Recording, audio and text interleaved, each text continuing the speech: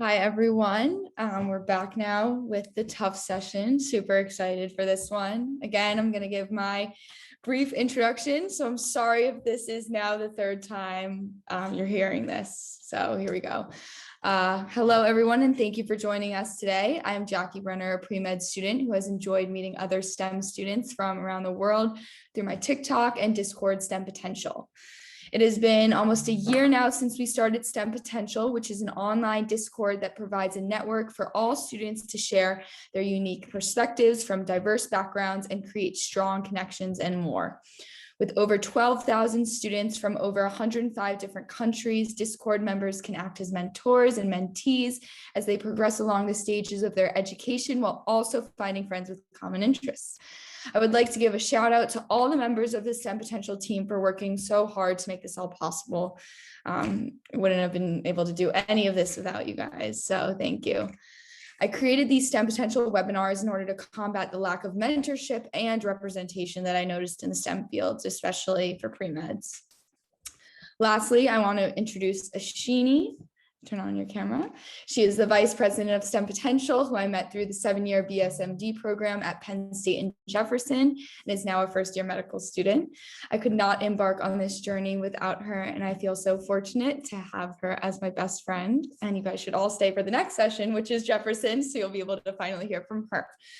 We will both be moderating this session and all the sessions this weekend. I am proud and humbled to have assembled a group of incredibly successful medical students. This group is amazing. Please note today we are sharing students' opinions and advice about medical school admissions process. We have not received any direct information from admissions departments, nor are we an official accredited business in this space. This session, as you know, will be highlighting students from TUFTS, their unique perspectives and stories on how they were accepted into medical school. So I want to start off by allowing each panelist to give a 2 to 3 minute introduction. So Krishna, maybe you can start us off. Yeah, sure. Thanks, Jackie. All right. My name is Krishna. I'm a recent graduate of USC, the University of Southern California. I double majored in neuroscience and business finance, and I was on the pre-med track, so human bio. Overall, it was a really good experience. I came directly from undergrad, so I didn't take a gap year. So for any students that are wondering on how to make that transition and what it's like, what materials you need prepared and things like that, how to schedule it, I'm here for you. I'm in the MD MBA program right now. It's been a lot of fun. It's a really cool intersection of business and medicine. I think personally, coming from a biotech space, this intersection is kind of ever growing. And as a result, people will constantly keep investing in and paying more attention to that emerging field. Personally, I'm in the physician executive management program. So it's not necessarily related to biotech in and of itself, but it helps leverage physician talent to take care of those biotech companies. Overall, TUFTS has been amazing to me so far. I've had a lot of fun. I'm hoping to specialize in orthopedic surgery, and I do like sports medicine, but I'm keeping my mind open for now. Awesome. Well, thank you for that introduction. Maybe Sabrina, you can go next. Hi, everyone. My name is Sabrina Lima, pronouns she, hers. I am a first-year student at TUFTS. I'm also a dual degree student, so I am on the MD, Master's in Public Health path. I recently graduated from Rutgers University in New Jersey in the spring of 2021, so I'm also like fresh from undergrad. I kind of took a very atypical route. I actually graduated undergrad in 3 years, so I kind of squished my junior year of college and my senior year of college together and studied for the MCAT kind of sooner than expected. So if anyone has any questions about that, I can kind of give advice in terms of my journey that way. I'm very interested in serving low-income populations and urban health. I fell in love with the field like public health and the intersection with medicine through missionary work that I did in the Dominican Republic. And I just really have a passion for just, I don't know, serving. Like, I'm just really excited to serve. I hope to open up clinics in the future, maybe work in a community health center. And then I really love the kids. So I hopefully want to be a pediatrician, but still keep my eyes open. But I'm very honored to be here today. And yeah. Thank you for that introduction. Akari, maybe you can go next. Hi, thank you for the introduction, Jackie. My name is Akari Miki, and like Sabrina, I am a first-year medical student at Tufts pursuing the dual MD and PH program. I went to undergrad at Tufts University, actually, graduating in 2019. And for my 2 gap years, I worked as a research coordinator at the USDA Human Nutrition Research Center in Beijing, which is a research institute within Tufts. So I worked at 2 labs. So one was nutritional epidemiology, and the other was energy metabolism laboratory.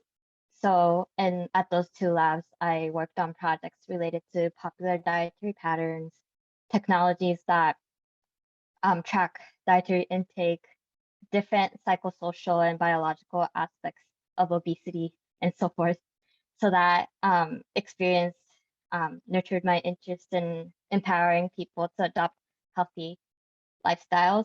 And that also helped me gain skills in manuscript writing and epidemiology, which eventually led to my interest in pursuing the master's in public health. For now, I'm very interested in aging, especially as this country is, the population of this country is aging and it's also diversifying. So there's that interest in how do we prepare an aging and increasingly diverse population. So I'm interested in geriatrics and hope to gain experience serving that population. Thank you. Well, thank you so much for that introduction. And last but not least, Gabby. Hi, thank you so much for having me. So my name's Gabby. I use she, hers pronouns, and I'm actually from Oklahoma. And I moved to California to go to Stanford for undergrad and chose to major in biomechanical engineering. I'm pretty interested in surgery and especially like tool development and understanding like the biomechanics of how surgery can impact healing. I'm really interested in diabetes and especially how diabetes is related to stroke. Those are 2 diseases that are pretty unfortunately common in my family specifically. So that's just something I've always been really interested in. So during my undergrad, I worked in a diabetes research lab looking at exercise and especially exercise in Asian populations with diabetes because it is more prevalent among Asians compared to the general population, and especially in normal weight, like normal BMI Asians than the general population. And we're trying to understand why Asians are like more susceptible to diabetes even at a normal BMI. So I spent 2 of my years in undergrad studying diabetes and then continued that during one of my gap years.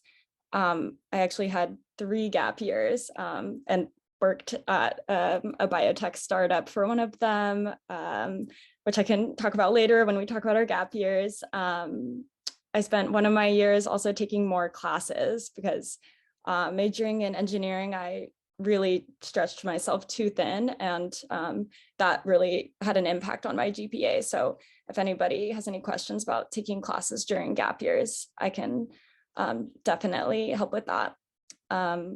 Like everyone else, I'm a first-year med student and I'm doing just the MD program. Awesome. Well, thank you all for those amazing introductions. For part 1, I want to jump into if you are in a specific program, why did you pick that route? And maybe more specifically, Krishna, for example, if you can focus on, because I know you talked a little bit about what you're interested in, maybe how much of your application focused on more of the business aspect, knowing you were applying with an MBA as well. Yeah, of course. So the MD MBA program at Tufts is a 4-year program. The MBA is done out of Brandeis. And so when I was applying, I was thinking about, what ways can I still keep my business interests involved in my graduate education? So in undergrad, I started a club called Startup Grind. It's a like international club, but there wasn't a chapter at USC. So a few friends and I came together. And it had 300 people at its peak, but it's basically a club for entrepreneurs to come in, do like communication workshops, business admin workshops, business finance workshops, things like that, and also hear from business executives from places like Spotify and things like that. So although that wasn't necessarily related to medicine, I think, you know, highlighting those kinds of parts of your application, if you're interested in business, or if you have any secondary interest at all, it's worth exploring in your graduate education, because I feel like in undergrad, you only get 4 years to kind of hunker down on what it is that you want to do outside of college. And outside of that, I mean, in undergrad, you only get the surface level of everything, really. You can take as many accounting classes and things like that as you want, but actually applying those things to real world scenarios and using them, case studies, things like that, you really don't get into until graduate school. And so that was my main reason for choosing an MBA program. I know there's a few other schools out there. I know Miami has an MD-MBA program. That was 5 years. Now it's 4 years actually for, I think, this upcoming cycle. And from there on, Tufts, on the other hand, did the opposite. It's 4 years for me. I think I was the last class, and now it's 5 years for the following classes. So that's something to also factor in. It's an additional expense, right? So you have to factor in the cost of medical school. You have to factor in the cost of an additional graduate degree. And in a lot of cases, it is a very expensive thing to do, but there is financial aid and things like that that you can seek if you need. More importantly, if you see yourself wanting to be in the venture capital space or in the biotech space, it's really worth having an MBA, just because it adds credibility to yourself and allows you to speak to certain things in a language that you wouldn't have been able to speak before. In addition, I mean, if you just want to be in business admin at all, or even running a department, for example, a chair of a surgery department or a pediatrics department, they have to run a budget. They have to be accountable for different doctors, nurses, things like that. And if you haven't had experience with budgeting or business admin, or even just managing personalities and leadership and organization, it's really difficult to do that. And there is like this kind of negative perception around doctors that they don't know how to like handle finances, or aren't the best at managing those kinds of things. So it does add some kind of credibility to it. And that was the main reason why I wanted to do that. As far as orthopedic surgery, that's a little bit unrelated from my MBA. That's just something that I wanted to get into. My research in undergrad was mainly focused on Alzheimer's and neurology. And that was actually at a neurosurgery lab. Orthopedics is something that I'm passionate in just because I like sports. And I can speak more to that later if there's some questions about that as well. Awesome. Well, thank you so much for that explanation. Maybe Akari, you can follow up next, explaining more about your route into MPH, I believe you said, as well. So the MD-MPH program is an accelerated 4-year program. I believe that many other schools let you do it in 5 years, but Tufts does it in 4 years. So just to give like a brief overview, we take MPH classes such as social and behavioral sciences, epidemiology, healthcare budgeting on Tuesday afternoons. So as a class, like we take this, as a cohort, we take the same classes. So, and this MD-MPH program is generalized. So no specializations into say epidemiology. So we get coursework in every aspect of public health. So as for how I got into it, I really liked working in a nutritional epidemiology and obesity labs, just like learning how to do data analysis and doing literature review and writing manuscripts. And I just wanted to gain more skills in public health and pursuing projects. And I felt that the MPH would give me a structured way of gaining those important skills, as well as having a structure for finding mentors and finding field experiences. So that's what I like most. Sabrina is also in the same cohort. Yeah, maybe Sabrina, you can also share your experience and why you chose to go MPH. Yeah, sure, Jackie. I have always had, I guess, like a passion for like the combination of leadership, equity, and community. And I think that with graduating undergrad in 3 years, I had to sacrifice a few of those passions in order to make sure that I graduated on time and stay on top of my coursework. So in undergrad, I wanted to study for public health, but most people know that when you have a biological sciences degree, that a lot of the prerequisites for medical school are in that degree. So it's a lot easier to just make sure you have all your med school prereqs done and then graduate with that degree. For public health, if I pursued a public health degree, I would have to do all of the biological sciences requirements like orgo and biochem and all the other things on the side. And then that would probably be like a double degree and I wouldn't have graduated in the time that I wanted to. So I had to kind of leave the public health undergrad degree behind. And I told myself that I wasn't going to sacrifice anymore going forward into my graduate degree, my professional degree, because this is where like the real world stuff comes. And I want to make sure that I'm the best physician that I can be. And I know the kind of population I want to serve. And there's so many outside aspects relative to medicine that often go unnoticed that I feel like really should be implemented in standard care. So my father has diabetes. So at a young age, my mother's a nurse. So at a young age, my mom taught my sister and I how to take his blood sugar. But with diabetes, I learned that a lot of patients don't understand how nutrition plays a role into their diabetes. Like a lot of the time, physicians just say, just eat healthier. And then some patients don't understand that there has to be a balance in terms of what you eat, because if you just eat salads every day, you can tell yourself you're eating healthier, but then the next week your body's going to kind of cave in and like you're going to end up eating all the other stuff you're not supposed to eat. And I realized there was a huge gap in that. So in undergrad, I actually minored in nutrition. So I was like, okay, that's one thing I'm not going to leave behind. Like I'm going to leave and have that with me when I graduate. And through my senior thesis, kind of researching how social determinants of health impact diabetes care and how patients kind of understand and feel about their treatment, I realized that public health can't be kind of seen as separate, but it really should be integrated. And then especially with the COVID-19 pandemic, you really see how like public health was really in the back burner now, but people are seeing how crucial it is in order to, I guess, provide great care to all individuals. And then in terms of like community and like equity, I worked as a diversity intern in undergrad. And I was just really big in just making sure that there was a space for all individuals of all different identities, even some that I didn't belong to. And I feel like equity is even more crucial in medicine compared to on an institutional level, because in medicine, when you think about how one patient is just like a microcosm of the community that they come from, and how if you effectively treat one patient, they can go back into their home community and just and teach and pour into everybody that's around them. So I just really like that community aspect involved in public health. Another thing is that, as Akari previously mentioned, it's a 4-year program. So there's not a lot of 4-year MD, MPH programs in the country. So I thought it was just a great honor and a great opportunity to be able to be accepted into one that was a 4-year opportunity. And although it's not specialized, I think that it's really nice that our cohort size is about like 20 people. So like, I know Akari knows me, like we're on the same, like we know everybody's name in our cohort. So it's like on those days where we're kind of frustrated, like, oh dang, everybody's studying for that GI exam. And here I am looking at budgets.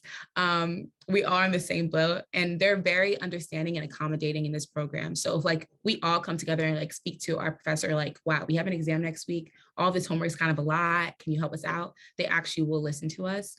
So that's what I love about it. And that's why I came this far. Well, thank you so much for sharing, especially for going into your background and why you were initially interested in it. So I think I wanted to move into the question now of, is there a specific part of your background and upbringing, a specific story that was important to bring up on your application that you maybe didn't realize was important until recently? And maybe Gabby, you can start us off on this one. Yeah, so like I mentioned, I was really interested in cerebrovascular disease and diabetes. And so I was expecting them to ask me about that during my interview, but it became so much more personal than I expected it to be. And I ended up talking a lot about like my mom and how my mom's a nurse and she's also interested in that. And my mom is pre-diabetic. So I guess I just had to fully open up myself and just like be really transparent about what was going on, like in my own family, that made me interested in med school. And I had alluded to that kind of thing in my essays, but when you're talking face to face with someone, like they can tell when you're holding something back. So there is just like a level of transparency, I think, that for me was unexpected. Another thing that really came up in my interview that surprised me was I had mentioned that somebody in my family was actually pretty against me leaving Oklahoma for college and was like really trying to get me to not go to Tufts for medical school. And that was something that was really tough for me, both throughout undergrad and throughout my application process. And I didn't think my interviewer would have that much interest in how that affected me personally and emotionally. And at some point, my interviewer actually apologized because she said, "Oh, I think we might be getting off track. It's just as a mother, I find your story so interesting. And like, I'm curious about like where this person in your family was coming from." And I think that helped me a lot, honestly, having my interviewer be so interested in like kind of the reason my GPA was lower than ideally it would have been during my application, and hearing like the obstacles that I had that I didn't really emphasize in my essays, but had maybe alluded to. So like personal stuff is definitely going to come up, but I think if you just kind of allow yourself to be open and be willing to share in a very honest, non-overly dramatic, just super transparent way, I think that it does help them feel like they know you and feel like they understand your background and why you chose the things that you chose. So a follow-up to that is like, in retrospect, what advice do you have for students who are building their application in terms of balancing personal stories versus experiences? How do you kind of like sit down and take that reflection and think of what to put on that application? Because I feel like, especially when I was going through the process initially, I was like, oh my God, I need to put everything I've done on here rather than sharing like about myself. Yeah, so I think one thing that really helped me is I had a couple of friends read through my essays, and just to see if like I was coming off naturally and coming off the way that I wanted to. And something I didn't do that I think I would have really liked to have done is have like my mom or people in my family also read through it and say, "Oh, that's interesting, because since you were a kid, you were interested in this." And it's something that I've always like had and never really realized that I could like include in an essay. I think like having people who know you really well, I think that can help you kind of be more prepared for the questions that you might get, if that makes sense. Thank you. Maybe Krishna, you can go next. Yeah, I just want to add on to that really quickly. I think something that a lot of people don't realize is when you come to medical school, everyone is on like a different level. You have people who are 26, 27, who've worked all over the place, maybe in something medical or science related. And then you have people who've never worked in anything science related. And then you also have kids who come straight out of undergrad who have maybe no experience or a lot of experience. And so the equalizing factor for everyone that goes into medical school is medical school itself, right? So I think when you apply to medical school, your formal education is only so good as your experiences. So if you have unique experiences, that's really what's going to make you stand out. Your background, how you kind of like see the world. Like everyone has a unique perspective, and your ability to like articulate that and to share that with other people is kind of what makes it a unique experience versus, oh, we all took organic chemistry, we've all taken, you know, the same whatever classes, but how did we use that, or how did we leverage that education to do something about it? So that's like the main point. If you have something unique, definitely ride with it, do something with it. It'll definitely pay off. Well, thank you. And Sabrina, if you want to add on to that. Yes, I was going to say that, kind of like echoing what they both said. Also, Gabby, like our lives are kind of so similar. It's kind of crazy. But when you come to medical school, everything you did prior kind of is thrown away. Like even when you come to your interview, like all the great stats you had, like you're already qualified to come in. So when you have an interview, they already check the box like, oh, this person has great stats, or this person can probably succeed in medical school. But at the interview, that's when like you're selling yourself.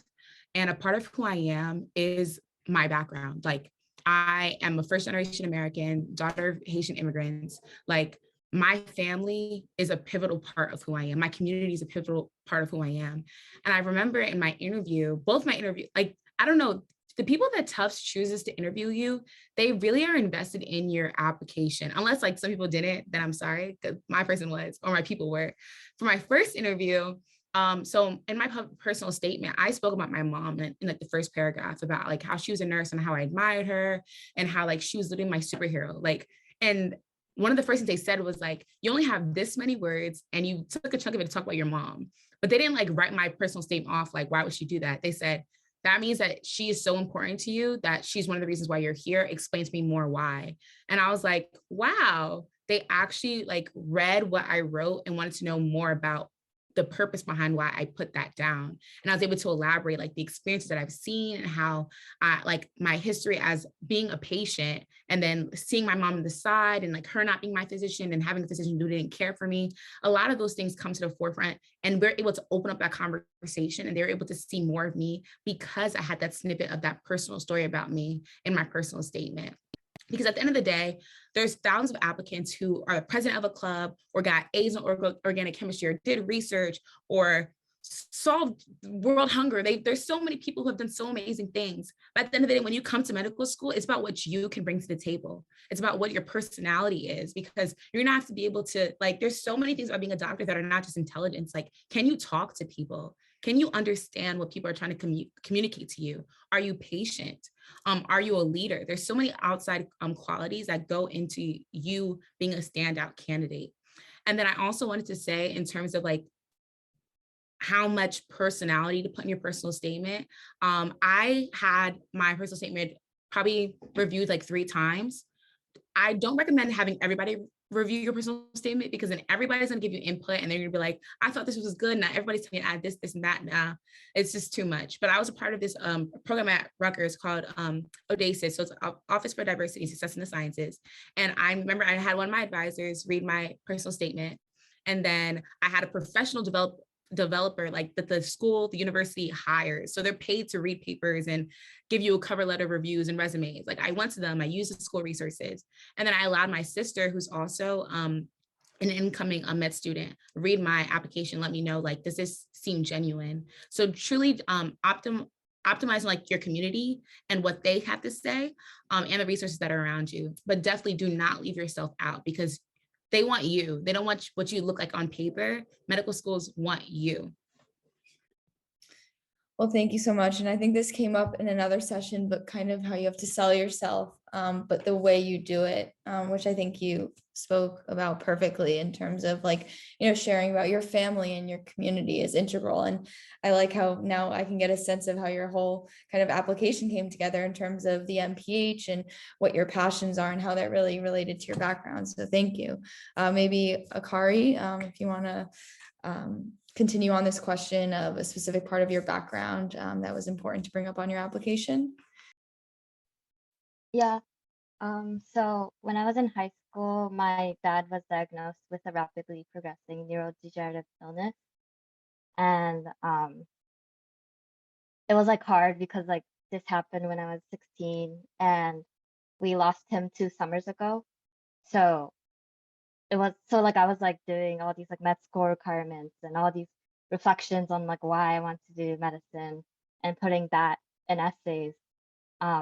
So like everybody is saying, there's that delicate balance of like sharing your personal story and having and doing enough reflection on that before you feel comfortable like being vulnerable with the readers, as well as emphasizing like the things that you actively did to improve your candidacy and showing your commitment to medicine. I guess like as my dad's illness progressed, I didn't really talk about it with my friends. And so like it was like a long period of reflection before I decided to write about that on my application. So like everybody is experiencing different things. So one advice I would give about telling your personal story is to make sure that you've done enough reflection before writing something so vulnerable in your application. And also, I don't know how many have seen like the application itself, the one that you submit to the double AMC. So there is the personal statement section as well as the activity section. I believe it was like up to 10 that you list, and with like brief descriptions of each, as well as the disadvantaged paragraph where you like summarize like all the challenges that you've overcome. So my advice for that is to be strategic in what you write. Like, for example, for like the work and activities, you should like emphasize all the skills and all the experiences you've had, and like let them speak your story for you in terms of your efforts to like explore medicine and prepare for your candidacy. And for the personal statement, see it as a chance to tell your personal story.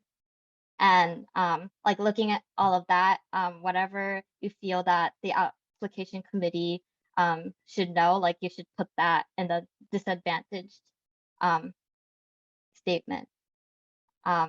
So be so what do I want to say? So when you write your personal statement, be sure that you're able to be able to like reflect on your experiences before being vulnerable, as well as deciding like what to write on different parts of the application. Thank you so much. And I think that's a great segue into speaking about some of those experiences. So I know a lot of times students ask or say that you have to do research, clinical experience, and shadowing to get into medical school. And I think some of the most experiences are those that are not necessarily medically related. So I was wondering if you guys can expand on this and describe one experience in particular that wasn't medically related, but that you believed was integral to your personal growth and application process. And also recognizing that not all students have access to medically related experiences. So I want to highlight how there are other experiences that, like Akari said, let them speak your story. So maybe Gabby, you can start us off on this one. Yeah, so like I mentioned, during one of my gap years, I worked at a biotech startup called Excel Bio, and we were trying to build incubators that could have all different kinds of settings, like pressurized, different gas control, like different CO2 levels, stuff like that. And my role in that lab was not medically related. It was engineering, but the tool was eventually going to be used for culturing something called like CAR T cells, so an immune cell, so that way it can be like better prepared to survive within a tumor environment, so like in a hypoxic environment. So I've always been like really interested in engineering and in medicine, and so I kind of wanted to lean heavier into the engineering side during one of my gap years because I didn't think I'd have as much of a chance during med school. And I am really interested in continuing to like do engineering and use those skills to like better understand certain diseases. So I do think that was like a really important year for me, was getting better at my skills as an engineer, because I really do want to use those during med school. And the way that I talked about it during my interview, I think that it like made my undergrad classes make more sense, and it kind of put me more together as a whole person. And it also kind of helped me with some of the research that I'm getting into now, which is I'm going to start doing some research at the neurosurgery department at Tufts. We're going to be looking at doing some modeling of like cerebral aneurysms and aneurysmal like formations. And so I'll get to do some like physics and some engineering and still have it be like extremely clinically related. So I think it kind of just put me together as a whole for my application. Thank you for sharing. Maybe Krishna, you can follow up with this question next, and also if you want to address the question in the chat. Yeah, so someone's asking, I've recently started considering the MD MBA, but I realized none of my extracurriculars relate to business nor econ. What kind of stuff did you do to express your interest in the MBA program app? And how did you go about applying? Did you apply for the MBA along with your MD, or did you apply separately? So it's a loaded question, but as far as the MBA goes, so traditionally, if you're going to apply to an MBA, you have to take the GMAT. And then in addition, you usually have to have like 3 to 4 years of work experience. It's really, in most cases, an MBA is targeted for people that want to directly go into some kind of like supply chain management or somewhere corporate and work as like a project manager or things like that. An MBA isn't going to equip you to be like a CFO or anything off the bat, but it will definitely accentuate what experiences you've already had. And that's why they require that work experience. As far as an MD MBA, a lot of these programs are tied to your MD program, just like the Tufts one is. And so they'll specifically target physician executive management. So in the setting of healthcare, in the context of healthcare, how can you use your MBA education, whether it's like finance, leadership and organization, negotiation, and a few other things to kind of streamline this supply chain of healthcare. How do we deliver healthcare? And that can be in the hospital setting, clinic setting, private practice, really in any kind of delivery of healthcare. As far as applying for the MD MBA, Tufts allows you to apply for the regular track and then also for the dual degrees concomitantly. Your application in the MD MBA, or I'm pretty sure I think also for the MD MPHs, isn't conditional on each other. You can get into the MD track and not get into the dual degree. And you can also decline if you do get into the second degree, if you decide not to do it. And as far as my experiences that led to me, I talked about startup grind and things like that. One of the most important things in medicine is translational medicine. In my undergrad, I worked at Cedars-Sinai in the neurosurgery department for basically an Alzheimer's like disease basic science research lab. We worked a lot in like proteomics and diagnosing and treating Alzheimer's with immunotherapy. So one thing we did is diagnosing Alzheimer's through the retina, because it's like the only extracranial piece of central nervous tissue. And so they wanted to basically capitalize on that, and they didn't really have a way to do that. And so they would go to this Cedars-Sinai accelerator, which is literally just a bunch of MD MBAs who could help incubate them and kind of push their projects along, as well as getting patents and things like that. So that's kind of that realm to operate in, but it's a really broad horizon. I mean, you can go from hospital administration to incubators, and even to like financial level or C-suite level kind of management of healthcare companies. Thank you so much. Maybe Sabrina, you can go next. And I think someone asked a question saying, I'm also graduating in 3 years, but I do plan on taking a gap year. I feel like it's uncommon to hear people graduating in 3 years. So I was wondering how you feel that affected your application and how the classes you took in the summer, if any, affected it. Okay. Sorry, I'm trying to reread the question so I can know exactly to answer. In terms of how that affected my application, I feel that, as already stated, it's very atypical. A lot of people take gap years. No one goes into medical school early. They probably are looked at as crazy, but I digress. I think that a lot of people just saw it as passion, me graduating in 3 years and knowing what I wanted to do, because seeing that I graduated in 3 years, saw a picture of my intent.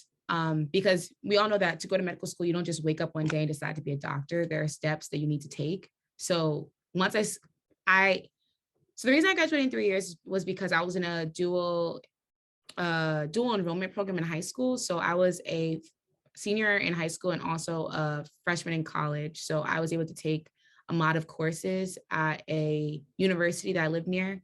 And then all those courses transferred over when I started at Rutgers University that next fall. So I entered my first year with 33 credits. And my sister and I are a year and a half apart. She's older than me. And I honestly really loved her. So I was like, let's graduate together. It'd be so cute. People think we're twins anyway. Like, let's just do it. She hated that idea. She does it now, but she hated that idea back then. But so when I first entered undergrad, I was like, okay, bet. I want to graduate in 3 years. What classes do I have to take? And so I did not go to the university advisors. I went to the diversity department advisors and spoke about my plan of action. And they helped me kind of break down in terms of what classes to take in the summer. So I wanted to make sure that I kept my GPA high. So I didn't take biology and chemistry at the same time. I focused on the sciences at one time. So I was in a summer program the summer before I entered that was with 40 students for 5 weeks, a part of that program with DASIS I previously mentioned. So they kind of prepared me for chemistry. And then I took chemistry by itself that first year that I was at Rutgers. And then in the summer, I tested out of Bio 1 because of my previous credit. And I took Bio 2 and I started physics that summer. So then when I came in, I was taking physics. I was finishing physics with other juniors instead of taking like a lower level science with first years. In terms of like my GPA, I think that because I was strategic in terms of planning the classes I was going to take every semester, I was able to kind of balance the weight that I could carry. I will say that when I was studying for my MCAT, I was taking biochemistry, finishing Orgo 2. And there was one more, I was studying for my MCAT, finishing Orgo 2 and taking biochemistry. Oh, and genetics, and I was taking genetics. And while I was studying for my MCAT, I low-key found it, that's not professional to say, but I did. I don't know the word to say low-key, but I low-key found it helpful to study for the MCAT while taking the course, because I wasn't just studying for the course in order to pass. I was studying for the course in order for me to better understand the material on the MCAT. So I thought that it went well hand in hand. And I only had one grade that wasn't an A in like a science class after like my second year. My first year, I didn't get all A's. I didn't get like a 4.0 and all that stuff. But after I got a low grade, I went to this resource at the university and kind of figured out a game plan to say, okay, I need a certain GPA. What should I do? What should I get in all these courses in order to maintain my GPA? So I really used the resources at the university to really help me. In terms of the main question that was, I'm sorry, Jackie, can you remind me? Yeah, like one experience that wasn't medically related that you had on your app that was. Okay. Yeah, so the one experience that wasn't medically related was leadership. So as I previously stated, how passionate I am about diversity, equity, inclusion.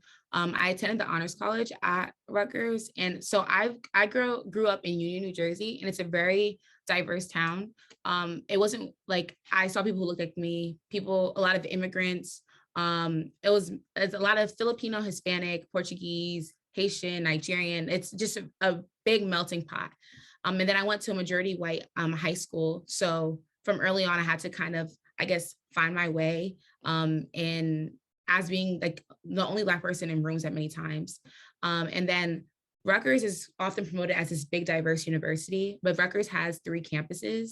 So the biggest campus and the most like one that everyone knows about is New Brunswick. Newark and Camden are more diverse, but New Brunswick, it's kind of like you find people if you find people. But at the Honors College, I realized that they didn't accept a great number of Black or Latinx students. There's probably maybe 15 out of 500 of us. Out of 500 Honors College students, probably 15 Black students.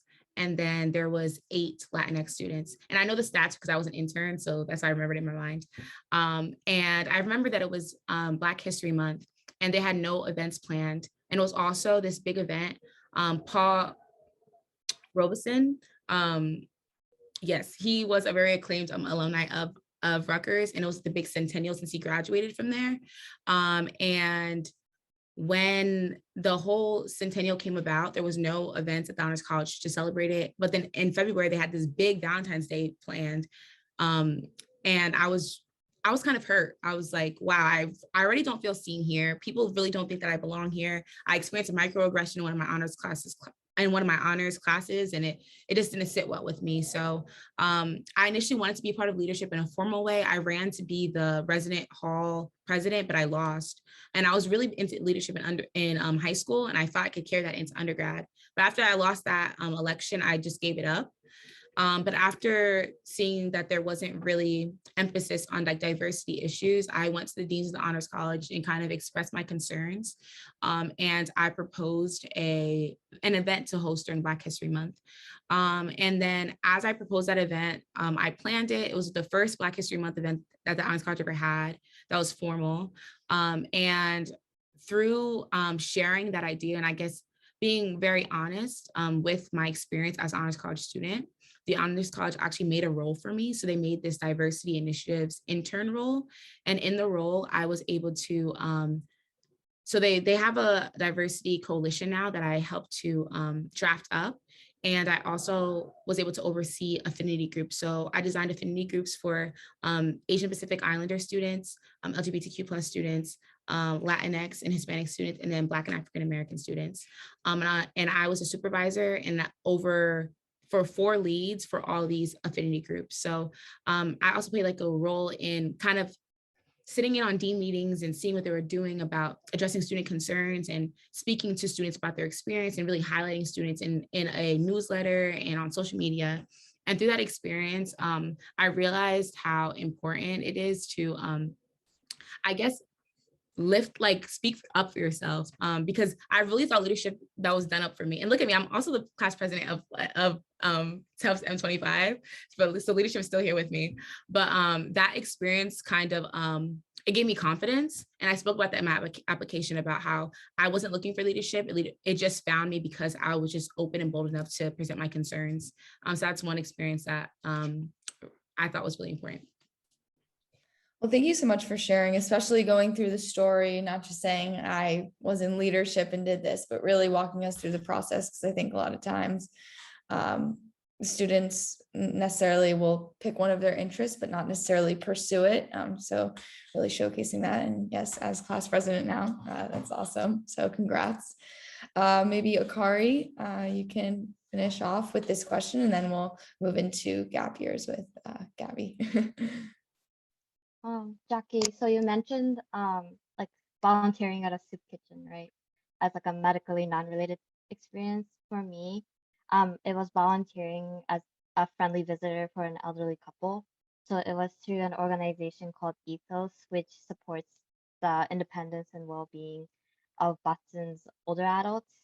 So as many of you know, older adults tend to experience various chronic conditions and decreased mobility, which makes it hard for them to perform daily activities of living and going out and socializing with friends. So they're very prone to social isolation and depression. So as a friendly visitor, I just visited them every week and gave them company. And so I started this as a junior, and I've been visiting them now too. So it's been like, I don't know how many years, 5 years, which is crazy.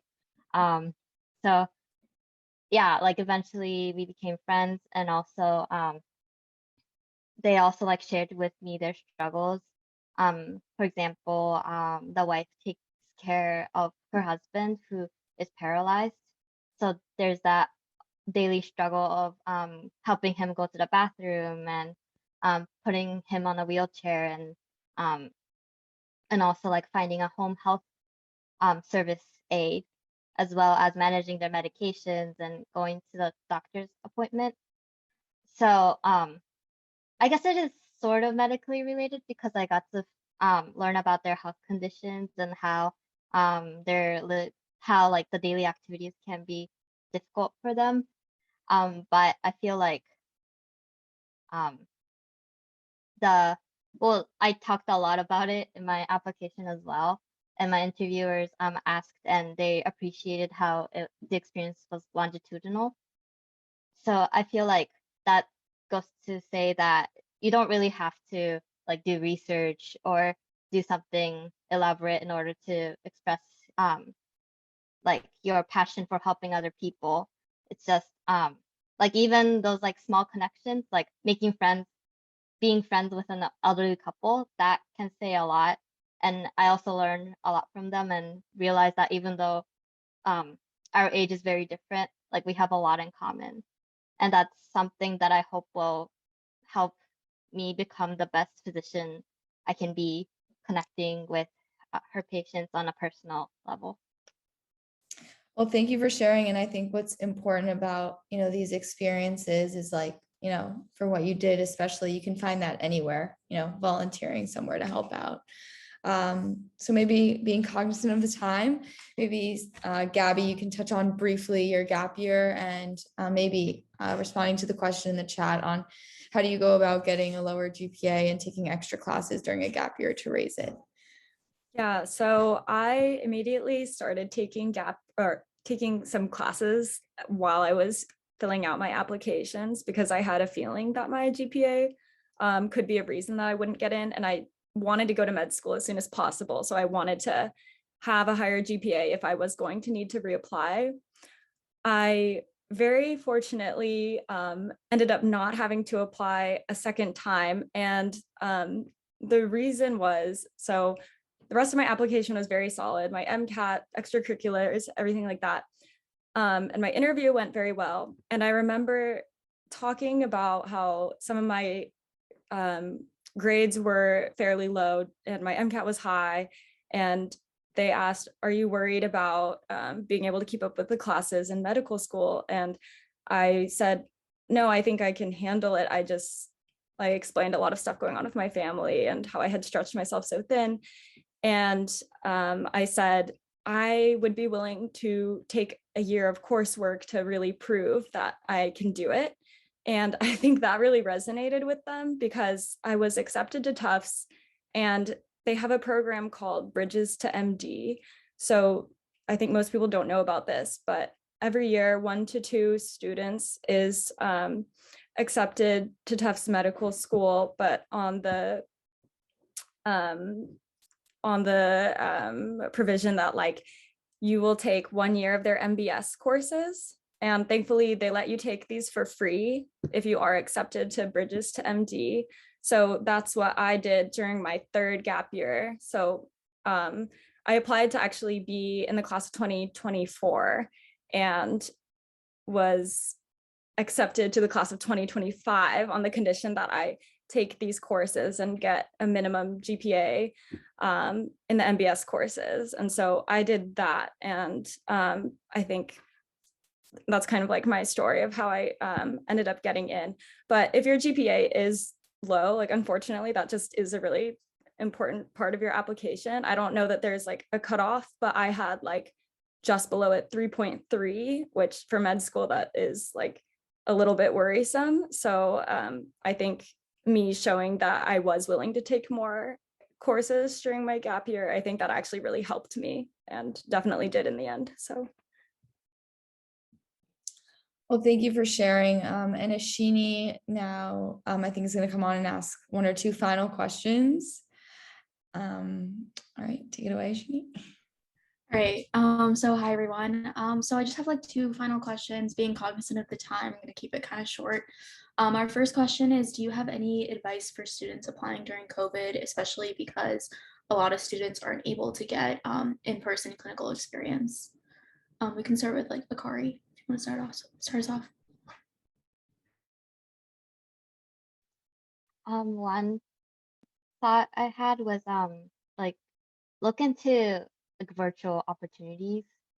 Like for example, you could tutor someone over Zoom, tutor a child over Zoom, or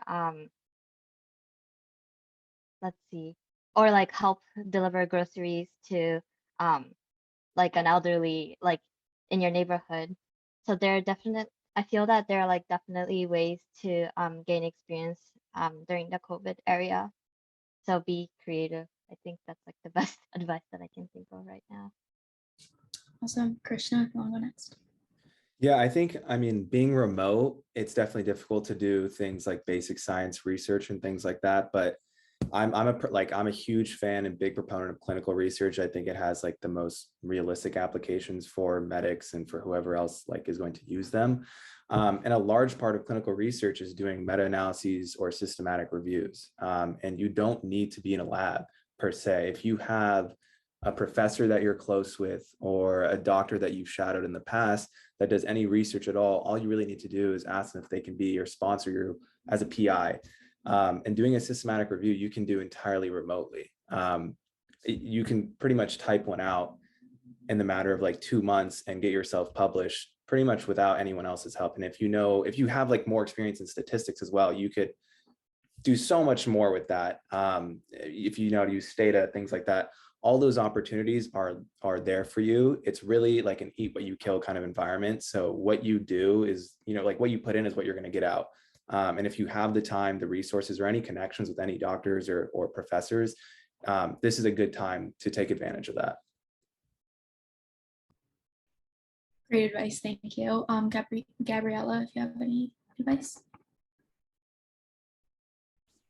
I think just like move forward with confidence. Don't give up.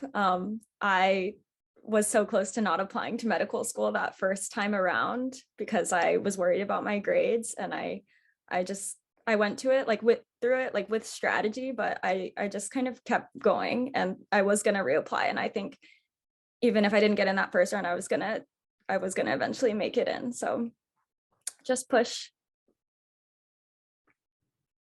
Thank you. And last but not least, Sabrina. I think that a lot of medical schools are very understanding of the circumstances of the nation or the globe like right now. Like for instance, like I didn't have any research experience, but I'm still in medical school, so that you don't need research experiences to get into medical school.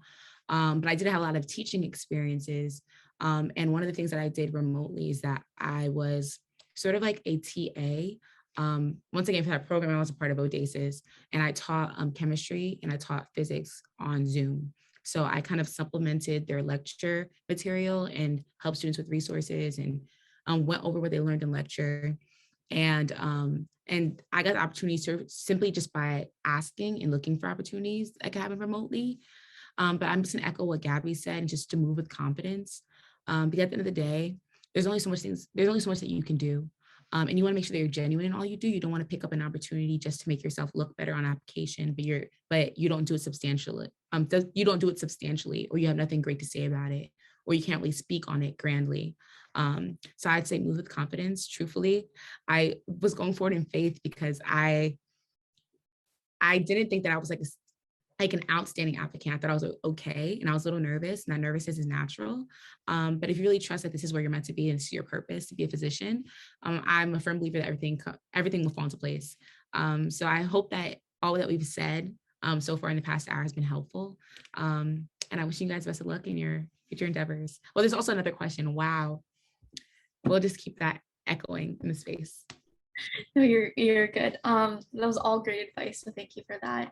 There is one more question that I do want to ask you all is, if you could go back in time and do it again, would you do anything differently? Or if you wouldn't do anything differently, do you have any like last advice for all of our attendees? Like just really like one final moment to send it home.